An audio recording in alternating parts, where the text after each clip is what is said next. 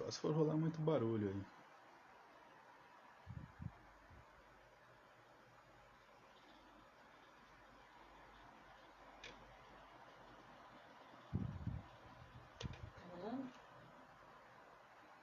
Tá.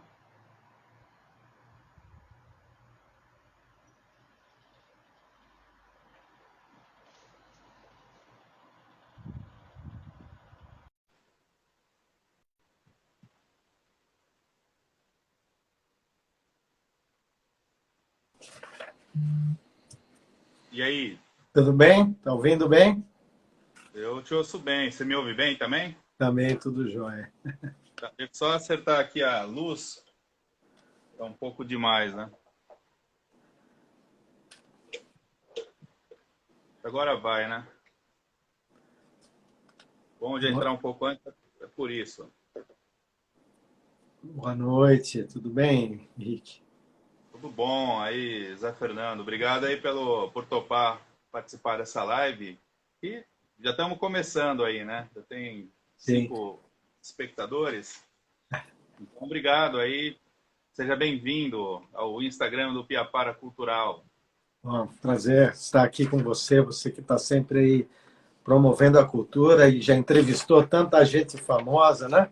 Na É. sua época da revista Guitar Player. Guitar player, bass player, própria Rock Brigade, o próprio Piapara, né? Pelo Piapara Cultural eu já entrevistei a Elza Soares, o Erasmo Carlos, né? Uma galerinha boa aí, o Zé Fernando Seifa também algumas vezes. Só a galera da pesada aí. Prazer estar aqui, Henrique. Legal. Só uma última checagem, então. O meu áudio tá bom, você me ouve bem? Sim, estou ouvindo bem, sim. Tá tudo ok aqui para mim. Legal. Bom, então vamos começar, porque o assunto é muito bom, né? Você está aí com a turnê agora, prestes a começar, agora no finalzinho do mês. A turnê é 111 anos, né, de Jungle e Noel, que é a turnê do disco que vocês lançaram no ano passado, quando realmente completou-se, né, 111 anos do nascimento deles. E é legal porque, logicamente, é proposital, a turnê vai começar bem no Dia Internacional do Jazz, né? Sim. E eu estava observando essa turnê, o que eu achei mais interessante dela, entre outras coisas, é que vocês vão passar por cidades, se eu não me engano, a maior parte das cidades vocês nunca tocaram lá, né? Fala um pouquinho aí dessa turnê que está prestes a ser parida oficialmente. Bom, primeiro eu queria cumprimentar todos que estão aí, já vi vários nomes aí de amigos queridos, né? Aqui o Eloy, o Vinícius Luiz, já mandando um abraço, e a Carol Madeira, a Kika, a Retorrado, e tem outros que passaram agora aqui que eu vi, então eu fico feliz, Marília, né? Que estão acompanhando aqui a nossa live, falar um pouquinho desse projeto, né? Django e Noel. Acho que os meus amigos assim conhecem bem a história do Hot Club, pode ser que tenha alguém aí que esteja acompanhando a live que não conhece. Né? O Hot Club de Piracicaba é uma banda, como o seu próprio nome diz, de Piracicaba, e tem esse nome Hot Club em razão do Hot Club da França, que era a banda do Django Reinhardt, que é o grande patrono aí do Gypsy Jazz, né? O Django Reinhardt. E ele, de tanto tocar no Hot Club da França, que era o clube lá, né, da França, ele acabou batizando o próprio quinteto dele, né, como Quinteto do Hot Club da França. E todos os grupos que o homenageiam acabam adotando, né, nome de Hot Club, Hot Jazz Club, ou Gypsy Jazz Club, mas sempre com essa referência, né, à música do Django Reinhardt. E Virou um padrão. o nosso grupo ele nasceu em 2008, né? Então nós não somos mais um grupo novo. Eu me lembro da primeira apresentação, quando nós estávamos com a Traditional Jazz Band dividindo no palco. Eu acho que a Traditional estava comemorando 35 anos e nós estávamos comemorando um ano. Uma coisa mais ou menos assim, né? E tanto tempo se passou e Henrique acompanhou bem a trajetória, né, Henrique, do desenvolvimento aí tanto do Hot Club como do Jazz Manouche aqui em Piracicaba. Mas o que aconteceu foi que o grupo surgiu como um grupo que queria tocar Gypsy Jazz, queria tocar o Jazz Manouche, esse jazz cigano, né? Essa fusão do jazz americano com a música cigana, mas em seu início tocava muito o traditional jazz, ou jazz em New Orleans, até pela própria formação, com trompete, trombone, tuba, bateria, né? Então o grupo começa nesse caminho do jazz tradicional, e aí quando o grande violonista, né, legal, o Daniel Aleixo, que todos aqui em Piracicaba conhecem, ele também se junta ao grupo, ele traz toda a referência da música brasileira. E nós fundamos o quinteto do Hot Club de Piracicaba, dividindo música brasileira com alguns temas, né, do jazz. E aí o grupo foi alterando um pouco a sua formação e foi buscando a sua identidade. Né? Eu acredito que há uns 4, 5 anos atrás é que nós realmente chegamos onde queríamos chegar, adquirimos a nossa identidade, que é tocar música brasileira, usando o jazz tradicional e o jazz manouche com elementos, mas hoje nós estamos mais focados nos ritmos brasileiros, como samba, né, machixe, bossa nova, e alguns ritmos latinos, né, rumba, bolero, e sempre, né, com esse, vamos dizer, com essa referência da origem nossa, que é o jazz manouche. Mas por que eu estou falando tudo isso? Porque nós estamos falando de dois compositores que são muito diferentes, né? Estamos falando em Django Reinhardt, que é um belga, cigano, que viveu na França, que tocava música cigana e foi o criador do jazz manouche, que tocava com um violão diferente, né? O violão cigano, que tinha um grupo mais de cordas, né? De tecla tinha ali, por vezes, um piano, um acordeão, mas majoritariamente era um grupo de cordas, né? Violões, baixo, violino. E já falando do Noel Rosa, que carioca, né? Nasceu no Rio de Janeiro e tocava samba, né? Cantava samba, compunha samba. Então, o que teria aí de ligação para o Hot Club ter feito esse projeto? Não é só porque eles nasceram no mesmo ano, né? Não foi uma ideia de vamos tocar a música do Django Reinhardt e do Noel Rosa, porque ambos nasceram em 1910. Na verdade, essa curiosidade, quem nos despertou foi o meu querido amigo Bina Coquet, que também faz parte desse projeto. O Bina já fazia experiências, né, desse crossover aí com Sim. o Django e o Noel, né? O Bina caminhou muito entre a música brasileira e o jazz. O Bina, quando foi para os Estados Unidos tocar em Nova York, tocar jazz, ele acabou se aproximando dos grupos de choro e começou a tocar música brasileira. E quando ele comprou o violão cigano dele, ele tocava música brasileira. E o Bina, então, ele adaptou a música Palpite Infeliz, do Noel Rosa, para o jazz manouche. E o Bina comentou comigo essa história. Nós começamos a conversar sobre isso. O Django e o Noel terem nascido em 1910, né? Uma curiosidade muito, muito grande. Né?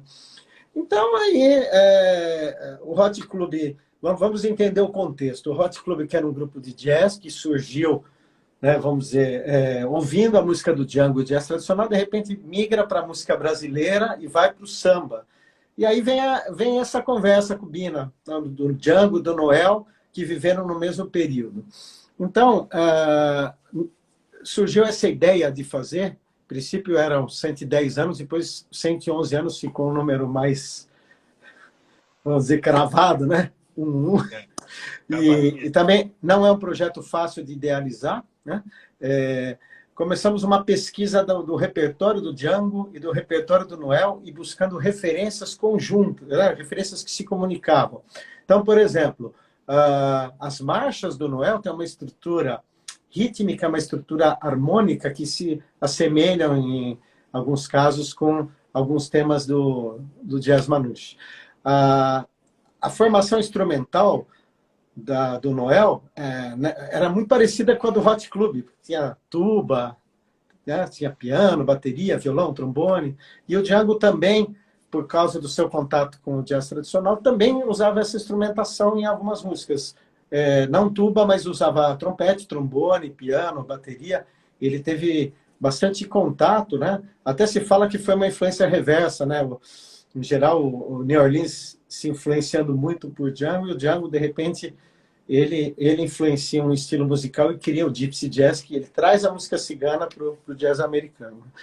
Mas, então, foi isso. Fomos encontrando elementos comuns, estéticos, de composição. E aí os contextos históricos são muito interessantes, né? Porque o Django e o Noel Rosa tocavam violão, cada um aí no seu país, na sua cidade. O contexto é entre 1910 e 1937, né? O Noel faleceu muito novo, né? 1937, o Django faleceu um pouco mais para frente, né? Na década de 50, mas é uma época que a música era tocada na Europa, tocada no Brasil, nós não tínhamos a comunicação fácil que existe hoje, né? Até uma vez eu fiquei assim pensando nisso, eu falei, é pouco provável que um conhecia a música do outro, né? Pouco provável. Mas é muito interessante em ver que como as coisas acabam caminhando juntas em lugares diferentes do mundo, né? Como os movimentos acontecem e já aconteciam sem ter tanto contato. Hoje, com a internet, nós temos um contato simultâneo com o que está acontecendo no mundo, mas naquela época não era assim. Né? Surgiu uma Talvez coisa lá, tá exatamente. viralizando já, né? E a gente acabou, então, encontrando essas similaridades, né, entre a música do Noel e a música do Django, e começamos a fazer os dois caminhos, viu, Henrique? Não é só pegar a música do Noel e trazer para o jazz manouche e tocar naquela batida do jazz manouche. É o contrário também. Pegamos, por exemplo, New Age, que é um tema clássico do Django, e o Eloy com o Marco Moraes fizeram uma versão maravilhosa, que eles começam tocando em bossa nova, depois vai para o samba, e tocando essa música aí. É violão e trombone, é uma coisa assim muito interessante, né? Quando você traz faz o contrário, você traz o jazz para o samba, né? Então, assim, a concepção do projeto, eu posso dizer que nasceu assim, nasceu da própria evolução do Hot Club de migrar do jazz para o samba, nasceu dessa ideia que nós tínhamos de fazer esse crossover entre ritmos brasileiros e jazz. Nasceu dessa conversa com o Bina Coquet, que também gostava muito. Bina me influenciou muito, né? Foi a pessoa que realmente me ensinou a tocar o La Pompe, né? Que é a base. Ele, juntamente com o Robin Nolan, foram os meus grandes mestres, assim, e de experiência prática de acompanhá-los, né? E o Bina trouxe toda essa coisa da música brasileira, né? Para os violões, né? E tem uma versão de Tico Tico no Fubá em Manouche que é sensacional, né? Não.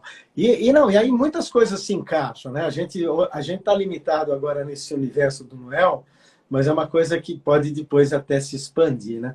Mas ainda queria falar um pouquinho desse projeto. Então, essa concepção vem daí. É feito um estudo, não fizemos assim uma mera escolha de música e colocamos tudo num disco. Nós fizemos um estudo estético para ver o que casava, o que dava certo, né? E aí foi escrito o projeto que foi então selecionado, né, realizado pelo governo do estado de São Paulo, por meio da Secretaria de Cultura e Economia Criativa, né? Foi aprovado no PROAC do edital 2001, né? PROAC direto, edital 38. Então, a produção foi feita pelo Márcio Sartório, né, da Empório Produções.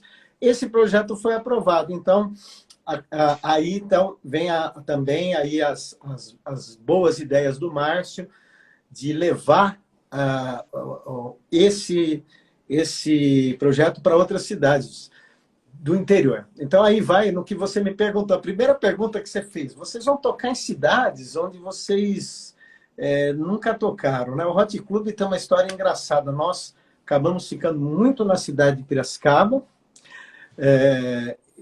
e não foi porque não havia convites ou oportunidades, mas acho que pela própria formação da banda. Nós somos muito amigos, tá? Para quem não sabe quem são os integrantes, ó, André Grella, Eli, Eloy, Frank, Vagnão. Ó, essa turma aí se conhece desde a época da Guarda Mirim, né?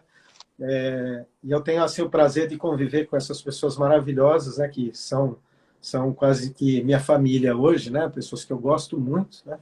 E aí eu trago para junto dessa família, né, o Bina, aí tem as cantoras, né, Estela, a Iuna, a Sandra, a Pá Moreno, aí as mais novas, né, a Carol Madeira, né? Então, nós vamos fazendo a Lu Garcia, né? Nós vamos fazendo a família vai crescendo, mas ficando muito aqui em Piracicaba. E o Márcio tem também, né? Mas tem a ver porque é o seguinte, nós somos amigos, todos têm os seus trabalhos, tá? Todos que me conhecem sabem que eu não trabalho com música, eu trabalho na área jurídica, e a música para mim é a minha paixão, que é uma atividade lateral.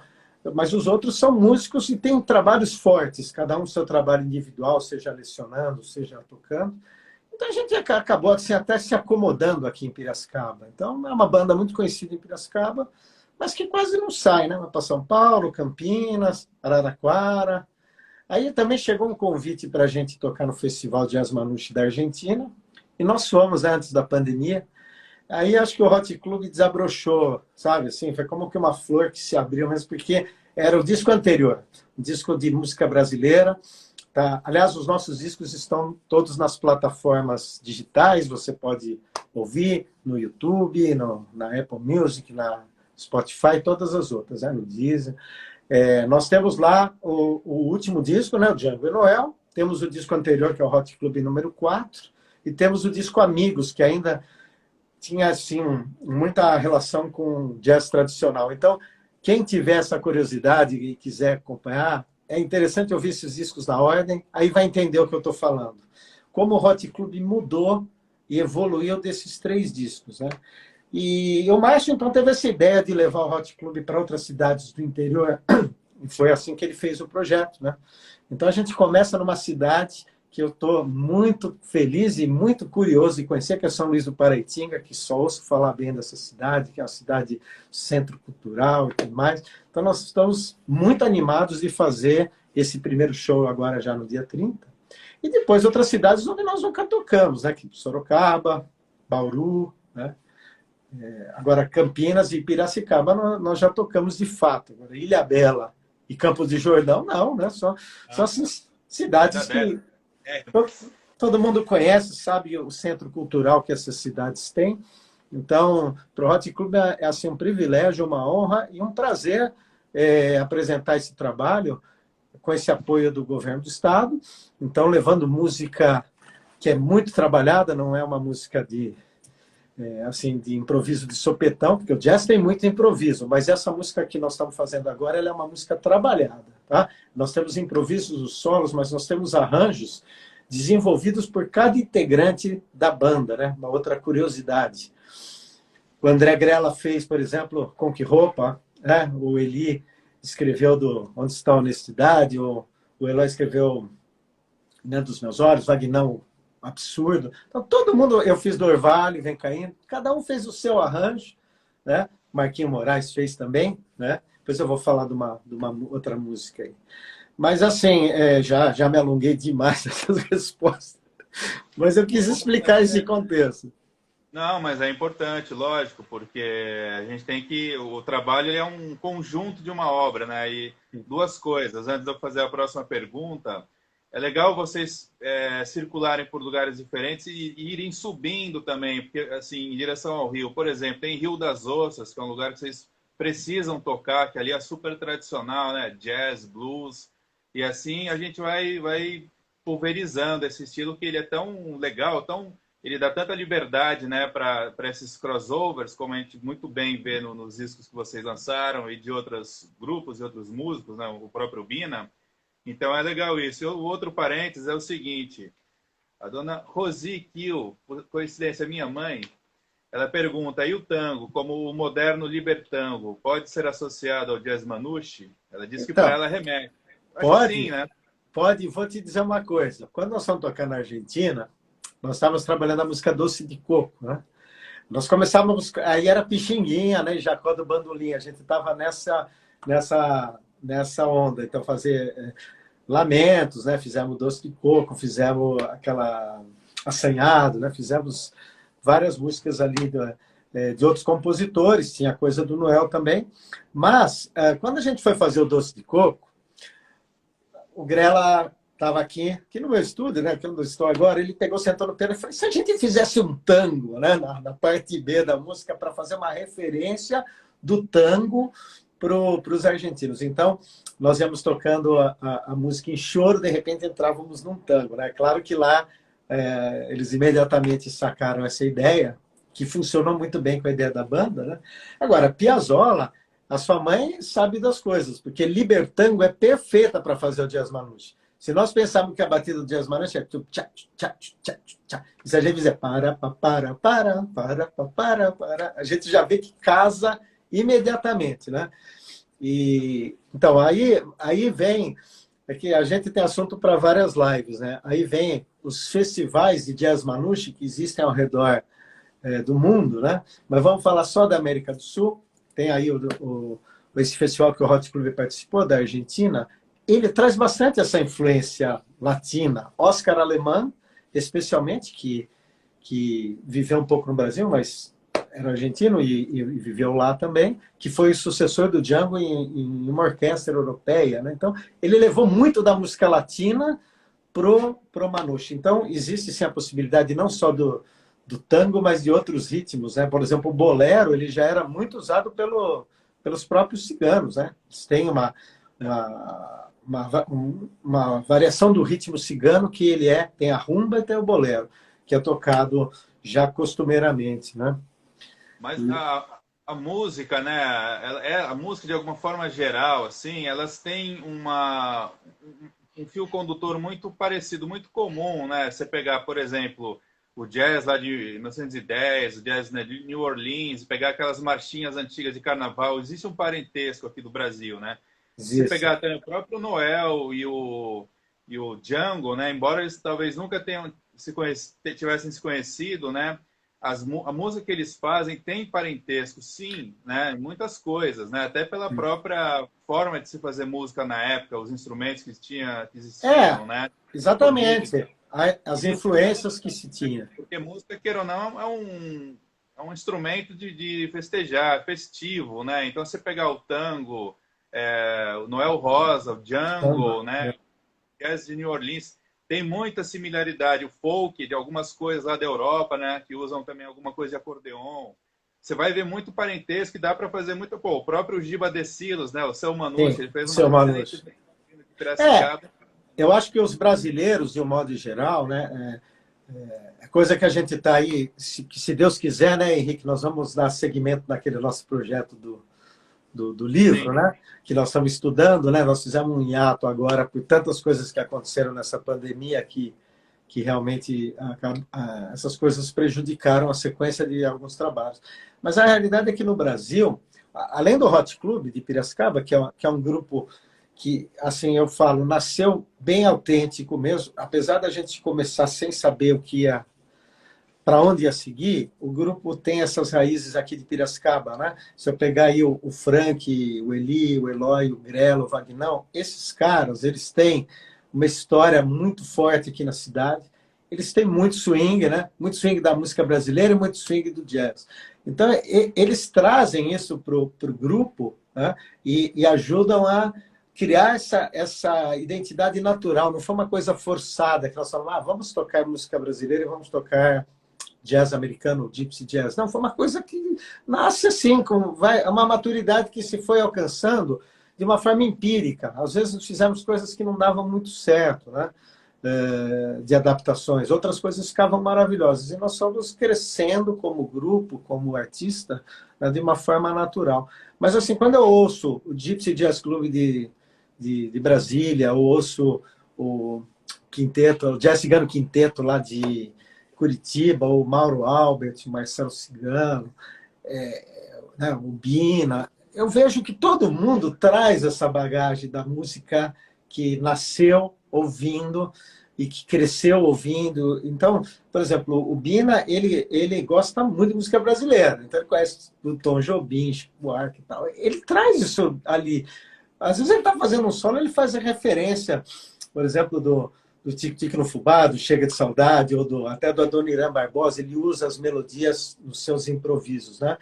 O Jazz Cigano Quinteto, lá com o trabalho com Armando Costa. Então, aqui no Brasil, nós podemos, né, resumindo esse assunto, não estou querendo sair do nosso tema aqui, mas nós temos um movimento do pessoal do jazz manouche, do jazz cigano, que é naturalmente ligado com a nossa música brasileira. Isso eu fico muito feliz, porque eu já acompanhei em outros festivais aí pelo mundo e vejo que as coisas que eu mais gosto de ouvir são aquelas que a pessoa tem a raiz com o seu país e ela leva pro Gypsy Jazz. É claro que quando a gente ouve O Jungle, né? Sim, eu não estou falando dos ciganos, dos músicos que já têm essa origem manouche. Eu estou falando daqueles que não são é, originariamente, né, ciganos ou que tocam gypsy jazz, mas que começam a tocar depois, eles trazem essa influência do seu país. Então, quando eu vou, por exemplo, em Portugal, vejo o Nuno Marinho fazendo um fado, sabe, em jazz manouche, eu gosto demais disso.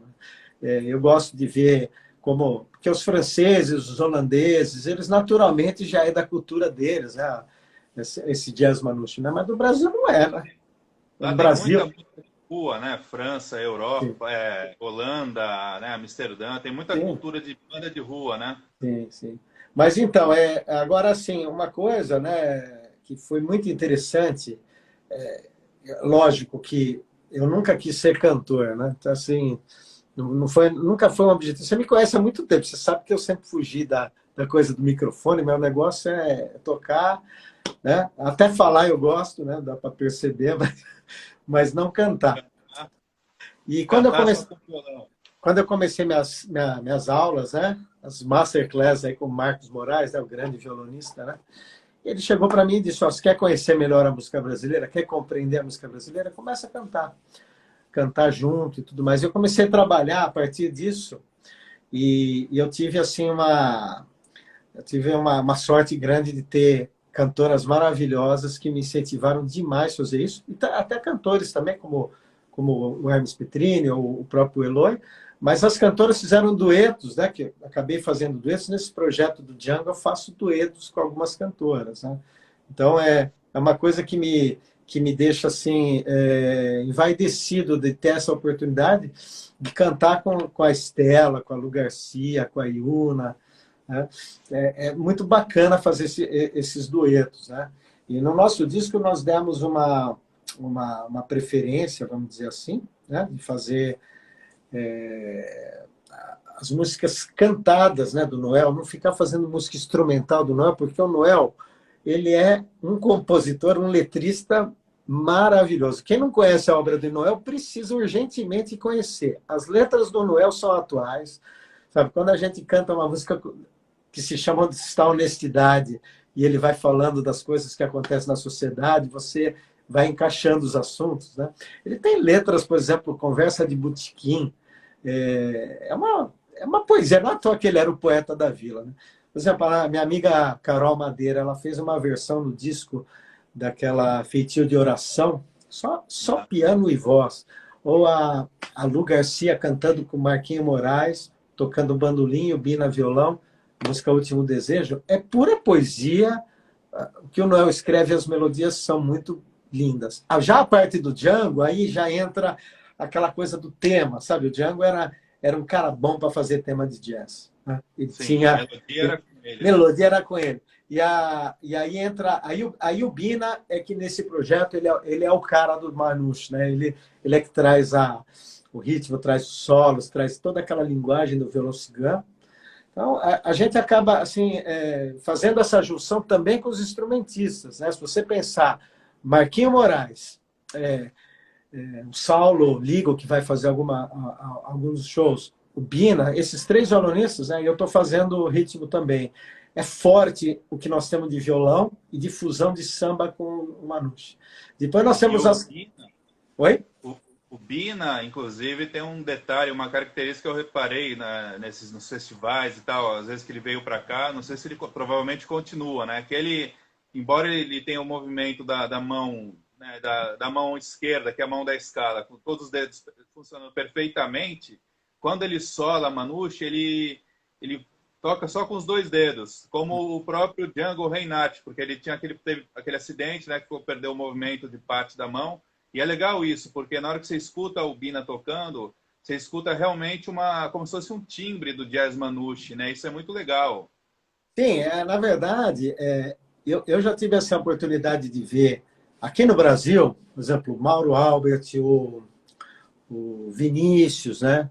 O Bina, quando era o Flávio Nunes, todos eles vinham de escolas um pouco diferentes, e quando eles vão tocar o jazz manouche, eles tocam da forma como os ciganos tocam, que é com aquela palheta pesadona, sabe? Que é um tijolo, vamos dizer assim, aquela palhetada toda para baixo, apoiada na corda, quem toca jazz manouche, quem quer tocar jazz manouche precisa conhecer o estilo e estudar. Esses guitarristas, agora o novo guitarrista da nossa turma aí, que é o Vinícius, né, que é o filho do Marcelo Cigano, que ele era um acordeonista, agora é guitarrista também.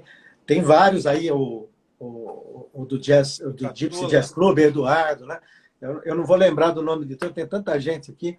Mas Souza, lá de Brasília, sim, né? Eduardo Souza, dele. Então, todos eles começam praticando com a palhetada cigana, para tirar o som do Django, né? E quando nós vamos tocar, ser, né? nós vamos tocar no El... Que nem rock você usar o pedal de distorção. Senão, lógico, dá para fazer rock com guitarra limpa, mas o rock mesmo é a distorção. Então, isso faz parte do som, né, do jazz manouche, usar esse palhetão. Sim, aí. O instrumento é característico, né? O Selmer, Macaferri, aquele da boquinha pequena. Depois, se você quiser, tem os violões aí, eu posso mostrar para a turma. Tá lá no fundão. Né? Aqui. Se você quiser, no final, depois dar uma geral. Sim. Porque, na realidade, o violão manouche ele tem corda de prata, então você tem que comprar essas cordas pela internet. Quando você viaja, é difícil de achar. O violão tem uma construção toda especial para o som projetar e ele tem uma ação alta das cordas, então é difícil de tocar. É um violão difícil de domar, vamos dizer assim.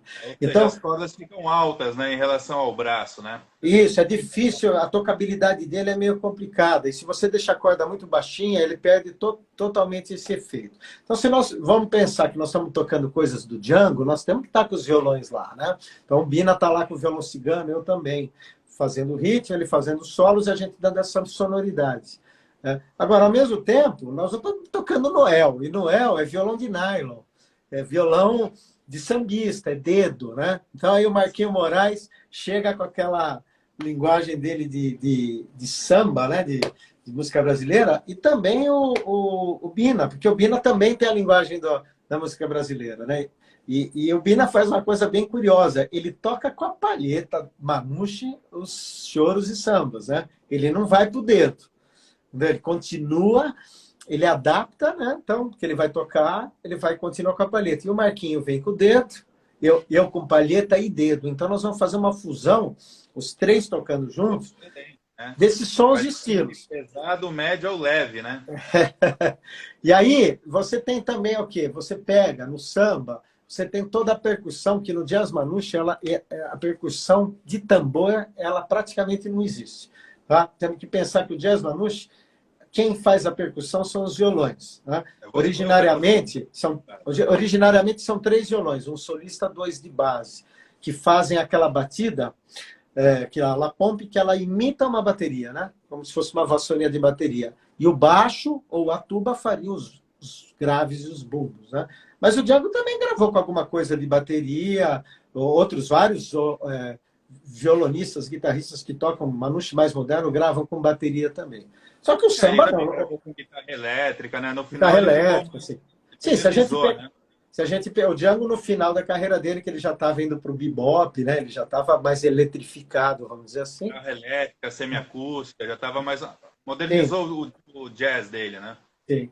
Agora, então, aí a gente precisa encontrar esses elementos de conexão. Nós não podemos fazer numa apresentação como se fossem 2 mundos que não se comunicam. Então, por exemplo, nós vamos tocar samba, então nós tocamos com percussão, bastante bateria, com violões de nylon e os metais, e depois, quando nós vamos fazer o jazz manouche, nós fazemos um jazz manouche que são violões, violino, etc. Não, nós fizemos um crossover mesmo. Nós fizemos os arranjos adaptados para os 2 estilos, para o show soar uniforme. Então, nós levamos a bateria para o manouche, tá? Mas também levamos o violão manouche para o samba, né? Então, assim, mesmo aquela que nós vamos tocar em ritmo de samba, nós vamos estar com a La Pompe em vários trechos, assim. Então, essa brincadeira, que não é uma brincadeira, é muito sério, mas, vamos dizer, esse trabalho foi muito delicioso de fazer, certo? Nós pegamos, por exemplo, uma marcha de carnaval que quase ninguém conhece, que chama Menina dos Meus Olhos, né? Então, ela na parte A, que é cantado, né, no refrão, Menina dos Olhos... Então, ela é em marcha. Depois ela entra na parte B, ela entra em La Pompe, né? Django mesmo, né? Então a gente fez essa adaptação. E se a gente fizesse a primeira parte desse estilo, a segunda do outro estilo, começamos a fazer essas tentativas e as coisas foram se encaixando, né? Falo mais uma vez, quem quiser conhecer esse trabalho, nas plataformas digitais, ele está como Django e Noel 111. Tem o show que nós vamos tocar, né? Tem o show inteiro. São músicas do Django, músicas do Noel. Nós temos uma música que não é do Django, que é Coquette, né? Que é um tema de jazz, mas que todos os Manouches tocam Coquette, então a gente acabou querendo tocar no disco, né? E nós vamos fazer uma música que é do Django, que se chama Tears. Nós vamos fazer uma brincadeira, não com a música do Noel, mas sim com Cajuína, né? Aquela música que Caetano Veloso cantou, maravilhosa, e nós vamos, que ela é em shot, né? Então nós vamos fazer o Tears e em shot também, junto com Jazz Manouche, nós vamos fazer essa brincadeira. Mas tem uma questão de uma música que eu queria comentar aqui com você, né? Foi uma coisa muito interessante de fazer também. Eu penso muito na música do Noel. Cada dia que eu ouço uma música nova e eu vejo uma letra, eu fico muito admirado. Estava fazendo lá as pesquisas e ouvi uma música que se chamava Habeas Corpus. Eu falei, não, essa música foi feita para eu cantar, né? Por exemplo, alguém do mundo jurídico cantar. E o Noel, né, essa música ele tem uma parceria, mas ele escreveu uma música pensando como se o juiz fosse o coração dele, né? Então, o crime da pessoa que abandonou a outra, e o habeas corpus é a saudade. Então, o habeas corpus é que vai permitir que a pessoa volte. A letra é fantástica. Quem quiser ouvir, pode ouvir lá no nosso disco, né? Ou pode procurar o próprio original do Noel. Eu acabei fazendo um vídeo com o Bina Coquet, e o Bina teve umas ideias de colocar até uns efeitos, então a gente colocou até o martelinho do caso encerrado nós fizemos. Mas é uma música fantástica. Se chama Habeas Corpus, você procura Habeas Corpus, Noel Rosa, e vê a temática da letra, né? E aí Agora, a banda que gravou o disco vai ser exatamente a mesma que vai para a estrada nessa turnê? É quase que inteira, porque na verdade o disco ele teve muitos convidados, né? O Hot Club é o André Grella no teclado, né? O Eli no trompete, o Eloy no trombone, eu faço o violão, né? O Frank faz tuba e o Vagnão faz bateria. Aí nós temos o Bina Coquet e o Marcos Moraes, que tocaram em todos os shows, que são os dois violonistas convidados. Nós temos o Saulo Ligo, que vai tocar em um show, né? E aí nós temos as cantoras, né? Então, nós temos a Estela, nós temos a Lu Garcia, a Pá Moreno, a Sandra Rodrigues, né? A Yuna, quem mais? Carol, né? Carol Madeira.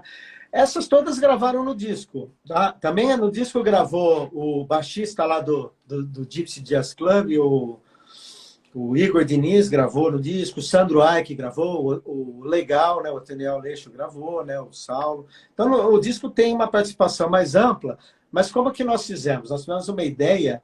Então, a Yuna Tuani, a Lu Garcia e a Estela Manfrinato, cada uma fará 2 shows. Tá?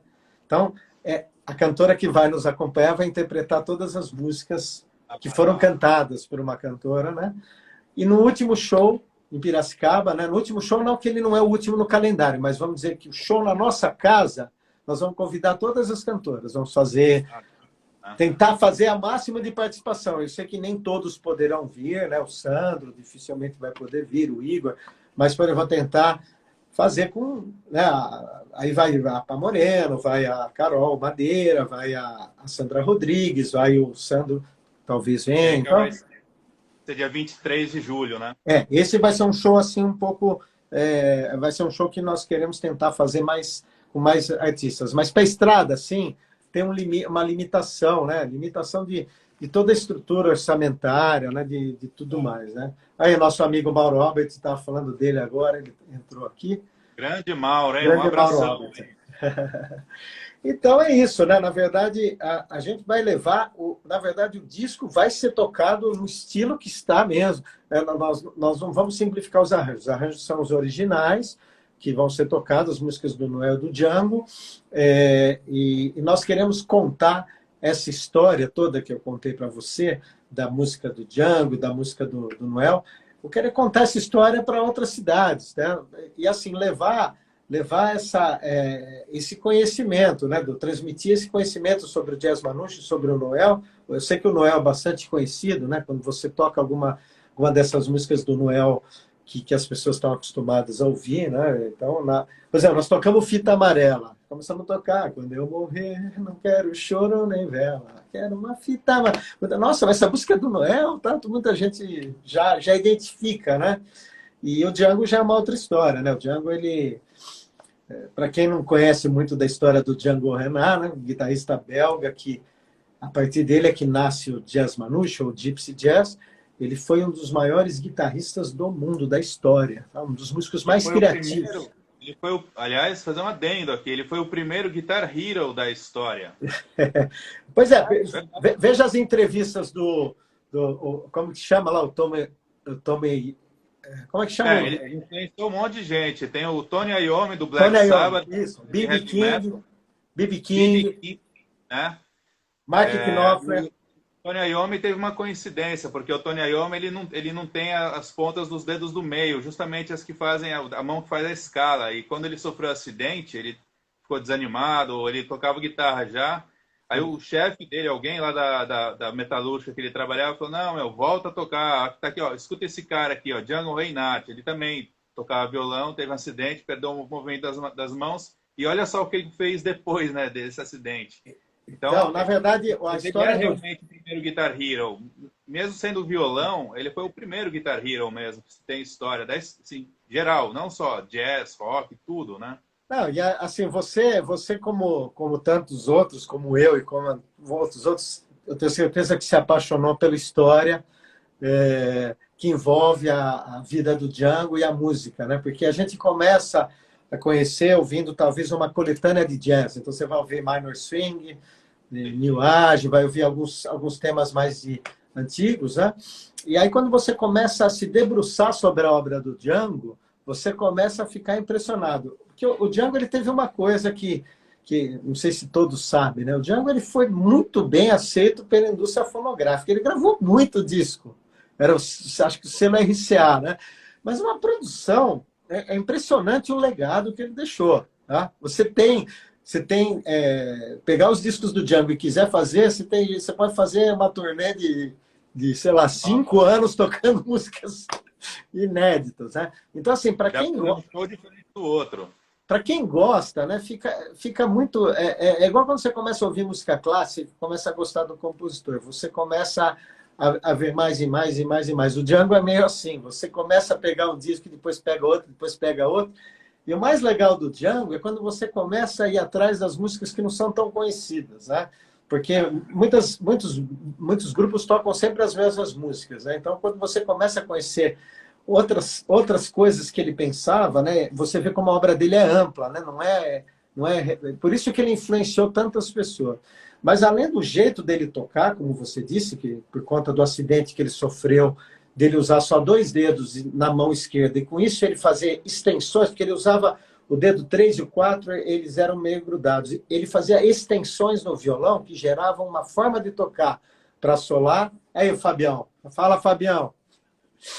Entrou aí. Ó, a extensão do jeito dele tocar e mais essa limitação que ele tinha na mão, ele inventou uma forma nova de tocar. Por isso você fala assim, tem guitarristas que tocam com 2 dedos, né? Agora, você imagina a história dele inspiradora, nesse caso que você falou, né, do guitarrista, de qual banda que era mesmo? Do Black Sabbath, né? Black Sabbath. Que ele perde, então, ele perde as falanges, né? E depois ele usa um couro, né, nas mãos, mas ele foi inspirado na história do Django, né? Porque a história do Django é uma pessoa que não desistiu, uma pessoa que falava assim, você não vai tocar mais, você não vai andar mais, ele não deixou mexer nas pernas dele, ele voltou a andar e tocou o quanto ele quis, até ele resolver parar de tocar, começar a pintar só lá em Saint-Ouen-sur-Seine, mas ele foi um músico consagrado e gravou muito, certo? Ele tinha sofrido um acidente que todo mundo falaria para ele que ele não tocaria nunca mais, né? Mas eu lembro do B.B. King na entrevista dele, aí quando você vê que o B.B. King ouvia Django, você começa a ouvir os solos do B.B. King, às vezes você enxerga da onde que o cara tem a influência, né? O Chet Atkins, ele gostava tanto, né? Chet Atkins foi um dos maiores guitarristas de fingerstyle lá de Nashville na década de 50. Ele produziu o disco do Elvis Presley, ele foi diretor, cargo de direção na RCA. Ele tocava o fingerstyle, mas ele gostava do Django. Ele tinha um violão Manouche que foi construído, né, pelo luthier Michael Dunn, né, que é canadense. Ele tinha um violão cigano e ele gravou Tears com Mark Knopfler. Se você ouvir no disco Neck and Neck, né, Mark Knopfler do Dire Straits e Chet Atkins, você ouve os dois tocando Tears, que é uma composição do Django, uma das mais lindas do Django, né? Música triste, inclusive. Então, assim, você vê quantas pessoas o Django influenciou. Agora, você já foi falar do Noel? Quantas pessoas no Brasil gravaram a música de Noel? Você, para quem toca samba e gosta de samba, ele imediatamente se conecta com o que o Noel fez, né? E o meu, E o Noel ele tem aquela coisa, como ele morreu cedo, né? Não tão mística, mas ele tem aquela coisa meio tipo o Robert Johnson, né? Aquele bluseiro que morreu cedo, mas deixou uma obra limitada, mas é uma obra que assim até hoje influencia muitas pessoas, que né? hoje é debatida, né? E assim, o meu querido amigo, né, o Saulo, um grande músico, né, que já fiz parceria com ele, ele gravou comigo no disco a música João Ninguém, né, uma das músicas que eu mais gosto do Noel é João Ninguém.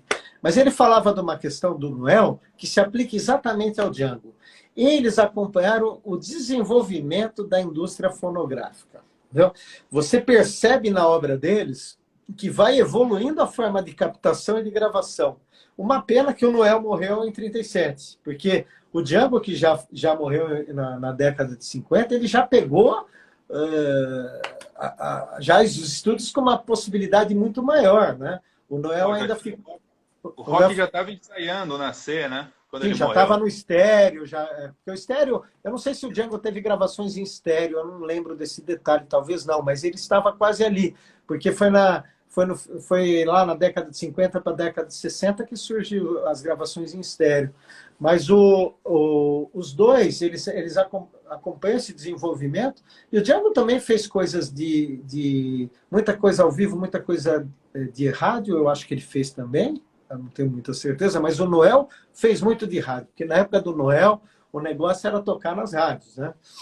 Rádio E Nacional. a nacional. E os dois fizeram uma coisa que eu acho muito interessante. Eles levaram a música popular que era tocada, vamos dizer ali, o Noel, o Samba do Morro, o Django ali nos acampamentos ciganos, eles levaram para a indústria fonográfica. Gravaram e isso alcança todo mundo, né? Então, hoje todo mundo conhece Noel, todo mundo conhece o Django, né? Então, a importância desses artistas nesse cenário, né? Se você começa a comparar, eles têm, assim, os dois tinham uma personalidade excêntrica, né? Os dois gostavam dessa coisa da vida da música, da boemia. Os dois tocam violão, os dois são excelentes compositores. Eles estão rodeados de músicos mais ou menos do mesmo estilo. Eles trabalham muito a coisa rítmica, a coisa festiva que você vê. Por exemplo, se você pensar no acampamento cigano eles tocando, você pensar numa roda de samba, você pensa na mesma coisa. O pessoal reunido com uma energia absurda, fazendo música ali acústica, né? Então é muito legal quando você pensa nisso e depois você coloca todos esses elementos juntos e tenta. Não fica. Isso que eu falei para você é uma coisa natural, Henrique. Não é uma coisa você querer forçar de colocar samba e jazz. Porque tem gente que pode pensar assim, não, samba e jazz, espera aí, não dá para misturar as duas coisas, samba e Não, mas jazz. aí esse é o tipo de pessoa que a gente tem que passar o link das redes sociais do Hot Club de Piracicaba, porque são obras naturais mesmo. Você está ali tocando e fala, pô, isso aqui parece Noel Rosa, ou isso aqui parece, tá tocando brasileiro, parece Jungle, né? Quer dizer, vocês são músicos que já estão mergulhados nisso, então não é uma obra gratuita. Ah, vamos. Até hoje é meio moda, né? Você, sei lá, pega uma banda de rock, vai lá e grava forró, né? Aquela coisa meio, aquele crossover meio forçado. Mas não, é uma coisa de músicos que já estão tão mergulhados nesses tipos de música, né, que sai natural, né? E você, E eu, essa música, Henrique, essa música, por exemplo, do Noel Rosa, se você pegar os intérpretes que gravar, então, eu ouvi muito intérprete, sabe? Eu realmente mergulhei no Noel. Porque no Django eu já tinha mergulhado antes, né? Já estava nadando bastante. Isso não significa, viu? Eu quero dizer aqui claramente, não significa que eu seja um profundo conhecedor e nem que eu toque isso da forma que eu gostaria da amplitude que eu gostaria. Não é isso que eu estou querendo dizer. Estou querendo dizer o seguinte, que eu realmente escutei e bebi nessa fonte do Django e do Noel. Do Noel eu ouvi todas as versões, tem no YouTube, se eu não estou enganado, Noel pela primeira vez, tem acho que também no Spotify. É uma sequência de álbuns com músicas que ninguém conhecia do Noel. Eu ouvi todas elas, todos os discos, para selecionar. Depois eu comecei a ouvir todos os intérpretes que eu achava que iam me trazer ideias diferentes. Então, você ouve os discos do Ivan Lins tocando Noel Rosa, é uma história. Se ouve Martinho da Vila tocando Noel Rosa, é uma outra história. Depois você ouve MPB4 fazendo aqueles arranjos de voz, Noel Rosa, é uma outra história, né? Salve Edu Belloni, grande guitarrista também. Aí, foi o Barão, foi o Cazuza também, fez uma versão, né?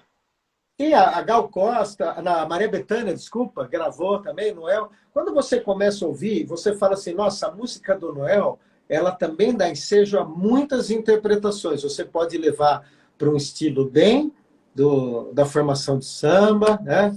O Edu Belloni que chegou aqui, o Edu também é um colaborador do Hot Club, já gravou com a gente, já tocou com o Hot Club e com o Richard Smith quando veio para cá, né? E é um dos grandes mestres aí da guitarra, um grande músico aqui de Piracicaba, aí, que é um exemplo de como a cidade tem músicos de qualidade, né? É uma cidade eclética, isso que é o mais legal, né? Aliás, um grande abraço aí para todo mundo que está acompanhando. A gente tem que ir dando abraços periódicos aqui. Quando aparece o nome aqui, eu lembro, desculpem se eu não cumprimentei alguém que foi entrando no começo, mas eu fico feliz assim de ver tantos amigos e pessoas que realmente gostam de música chegando aqui e acompanhando, né? Agora, o que eu estava falando do Noel, é legal que assim, vamos fazer uma ilustração bem esdrúxula, mas ele criou templates de músicas boas.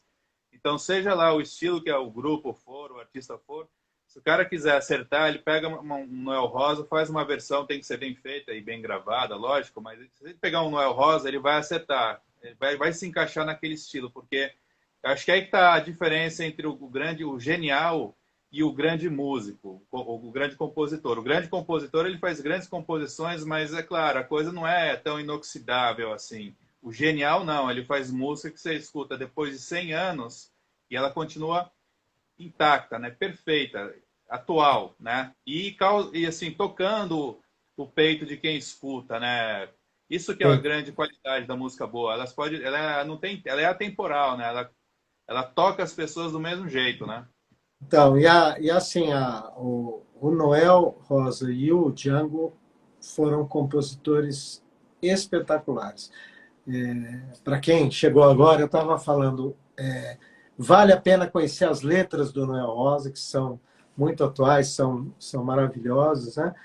E a música do Django também é muito interessante, mesmo para quem não ouve muito jazz, de conhecer. Os guitarristas de jazz que não tocam jazz manouche conhecem Django. Né? Pega o episódio do Belloni, conhece Django? Mesmo antes de eu falar com ele já conhecia os temas ali principais. Você pega, né? Até o Fabião, meu amigo aí, que é um roqueiro, né? O Alexandre, eles conhecem o Django, né? Então, porque o Django realmente foi uma personalidade, né? Que se destacou muito aí na história, né, do jazz, né?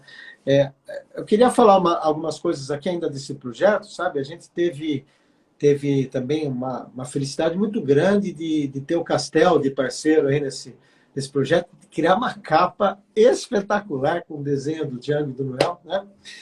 Parece que eles estão tocando juntos mesmo, né? E então o Castel fez esse belíssimo trabalho gráfico, né? E Castel, assim, na verdade, ele é o ilustrador, né, do Jazz Manouche Piracicabana, ele é o cara das artes o aí, né? Castel ele fez o logotipo do Hot Club de Piracicaba, o primeiro, depois fez o segundo logotipo, fez o logotipo do Festival Jazz Manouche. É uma pessoa extremamente criativa, né, um grande profissional, e essa é uma pessoa que realmente, vamos dizer, vestiu a camisa, né, assim, do jazz aqui local, né? Ele realmente se integrou, né? Assim como Antônio Trivelin nas fotografias, né?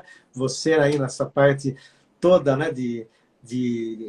Não vou falar de imprensa, vou te falar como um crítico de música, né? Porque é uma coisa que eu sempre gostei de você, Henrique. Você é realmente um crítico independente. Se você gosta, você gosta. Se você não gosta, você não gosta. Você analisa com uma independência muito grande, né? Eu sempre gostei disso. Então, eu te mostro um disco, você fala o que você acha, né? Então, você não fala para me agradar se gosta, não gosta. Sempre gostei muito desse seu jeito, e eu não estou falando isso profissionalmente só. Aqui, como amigo, se eu te mostro uma coisa como amigo, eu falo, dá uma ouvida, o que você acha disso aqui? Você vai ter sempre uma opinião sincera, muito balizada, né? Então, sempre gostei muito dos seus comentários, né?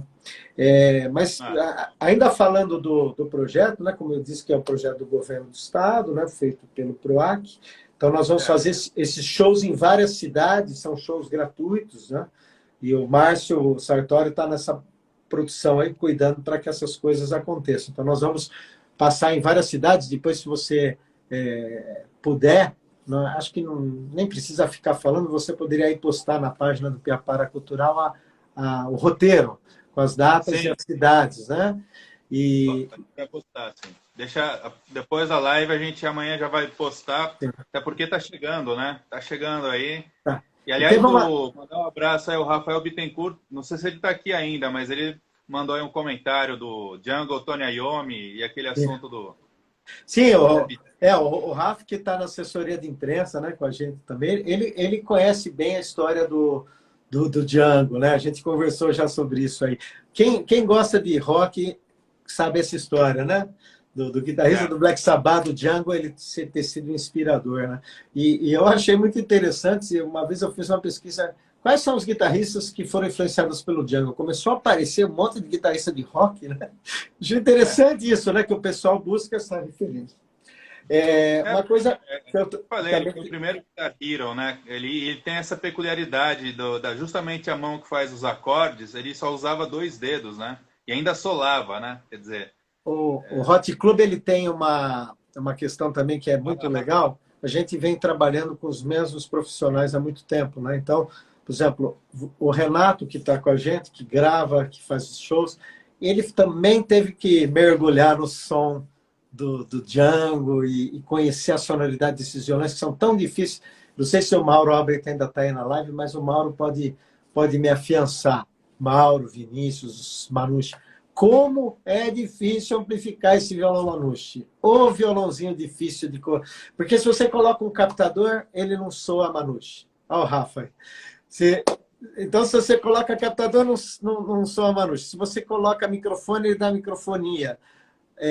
E assim, nós compramos vários equipamentos, tem alguns captadores de contato. O violão, Manouche, é muito difícil. Mas sabe por quê? Esse tipo de instrumento não foi feito para ficar tocando em lugares grandes, né? Ele foi feito para tocar acústico ali numa roda. Então, o som dele é aquele, né? É muito difícil de amplificar, mas o Renato, ele entendeu muito bem esse instrumento e ele tem nos festivais de jazz Manouche ou nas apresentações do Hot Club, ele tem sempre conseguido aí bons resultados sonoros, né? o Renato, ele é como se fosse um chefe de cozinha, porque música é uma excelente culinária, né? Quer dizer, se ele vai fazer uma receita de que é jazz manouche, ele tem que conhecer, para não Sim. salgar demais, né? Não deixar, sei lá, sem tempero, então. Mas ele é sempre um cara competente aí nos trabalhos que ele faz, que eu escuto. E um abraço aí para ele. A Eu gente tem, queria. ó, a gente tem um pessoal assim o pessoal que tem acompanhado, né, o Hot Club, que tem trabalhado muito tempo junto, né? Isso que eu falo, então a gente tem uma grande família, não só com os músicos, mas com o pessoal que tem trabalhado também, né?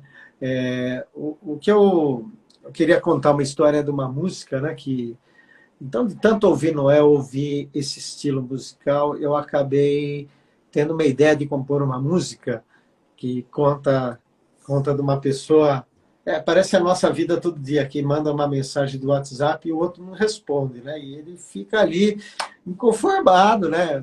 Na verdade, ele está Aquela mandando. aflição de ver os cheques azuis e É, ninguém responder, né? exatamente. Então ele manda para.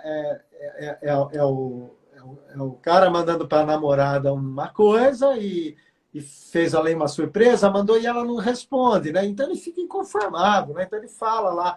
Aí depois a música tem a resposta da moça, ela fala: olha, eu vi, pô, eu gostei, desculpa, eu ia responder, mas não deu, não sei o quê.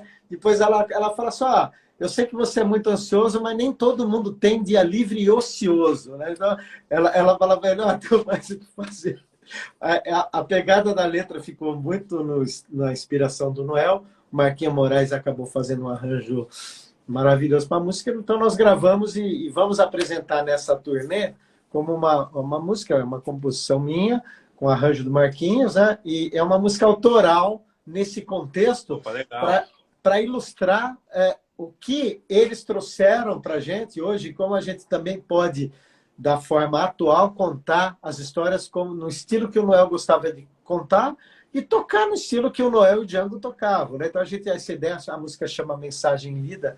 Eu vou te passar o vídeo depois, se você quiser publicar aí na página da Piapara para a turma conhecer. Ou pode passar o link do YouTube, que tem no YouTube. Nós temos um canal do Hot Club de Piracicaba que tem todos os vídeos das músicas que foram gravadas do Noel, porque eu tive esse cuidado de gravar e filmar cada passo desse projeto, já na gravação. Então, a gente ainda nem tinha o projeto, a gente estava pensando no disco, mas eu acabei filmando tudo. Então, quem gosta de assistir vídeo pode entrar lá no Hot Club de Piracicaba, no YouTube. O Fernandão também está aí, o Fernando Vitória, nosso outro amigo roqueiro. Hoje nós temos o pessoal do rock aqui também, então nós temos que falar, enfatizar que o Django influenciou o guitarrista do Black Sabbath. Veja lá, Enzo. Não, mas sabe, é legal isso, essa coisa do crossover, e é legal também que vocês incluam a música autoral. Acho até que poderia ter entrado no disco, porque é justamente a consequência da influência desse crossover, né, digamos assim, ela gerou isso. Quer dizer, como é que isso, de alguma maneira, influenciou em vocês, Henrique, né? só não entrou porque ela não tinha sido composta, porque eu compus essa música agora mesmo, a gente já foi para o estúdio gravar, cantei junto com a Estela, então eu fiz o vocal, a parte de quem manda a mensagem fica inconformado, e ela fez da pessoa que leu a mensagem, não teve tempo de responder, e disse para ele, ó, só que, meu, eu tô ocupado, não dá para responder. Não. De repente é um single aí para lançar depois da turnê. Aí, a sua música, a conversa de botequim tá aí a sua conversa de aplicativo. Conversa de aplicativo, é mais ou menos isso mesmo. Eu vou mandar para você, sim. Eu não sei se nós já estamos aí no nossos finalmente, se eu posso usar aí alguns minutos para fazer alguns agradecimentos. Eu queria agradecer. Pode, mas ainda tem mais calma, tem mais duas perguntas. Tá com então tá bom. Então eu estava olhando no horário aqui, eu estou à sua disposição hoje. Não, imagina. Eu queria, assim, eu fiquei bem feliz com essa turnê pelo seguinte, né? Me pareceu que esse negócio de pandemia e tal, todo mundo deu uma esfriada, todos os artistas basicamente dançaram, né? E eu queria saber a tua visão de o quanto a pandemia, principalmente naquela pior fase, né? Quanto que ela impactou no Jazz Manouche brasileiro. Sim. Primeiro, né, eu queria dizer o seguinte, a pandemia foi muito difícil para os músicos, né? Porque o músico vive de música ao vivo, né? Então, você não poder se apresentar, não poder tocar, os lugares estarem fechados, né? Isso foi muito difícil, né?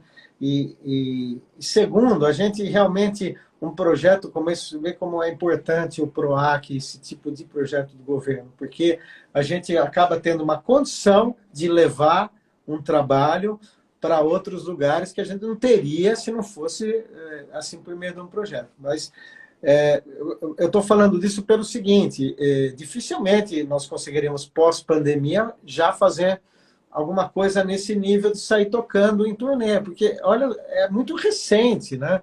A gente pensar hoje no Brasil, nós estamos vivendo uma fase boa. pós-pandemia, ainda com a doença circulando um pouco, mas todo mundo vacinado e tudo mais, a gente fica assim mais tranquilo de fazer. O impacto foi devastador, né? Nós não tivemos festival 2 anos, né? O nosso festival de jazz ficou suspenso e assim, a gente não conseguia se encontrar. Por exemplo, eu, o Bina e o Floriano, nós temos que participar de um festival de jazz manouche lá nos Estados Unidos. Ele foi cancelado, né, em 2020, né? Não, 2021. E aí, 2020. E aí a gente foi gravar um festival online, a gente tinha que se encontrar para tocar, porque também como que a gente ia fazer?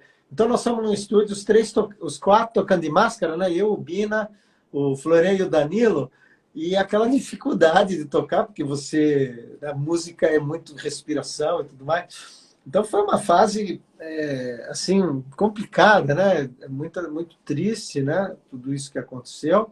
Eu, eu fico feliz que as coisas estejam voltando, que os músicos estejam conseguindo trabalhar, que os órgãos estão abrindo, né? O SESC, o SESI, os outros, que os projetos comecem a acontecer. Isso é super importante, né?